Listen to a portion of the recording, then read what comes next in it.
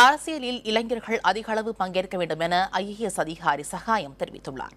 மக்கள் விரும்பும் மாற்றத்தை, ஊழலற்ற சமூகத்தை இளைஞர்களால் மட்டுமே உருவாக்க முடியும் என்றும் அவர் தெரிவித்துள்ளார்.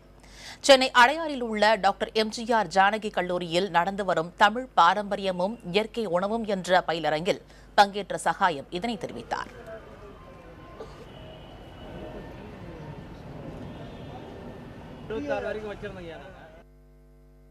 இவர்கள் நேர்மையாளர்களாக, கண்ணியமானவர்களாக இந்த அரசியலுக்கு வர வேண்டும் என்று நான் ஆசைப்படுகிறேன். எனவே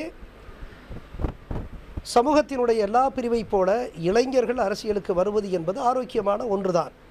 குறிப்பாக பிறரை காட்டிலும் இளைஞர்கள் நிச்சயமாக நேர்மையாளர்களாக, கண்ணியமானவர்களாக, நியாயமானவர்களாக இருப்பார்கள் என்பது எதிர்பார்ப்பு.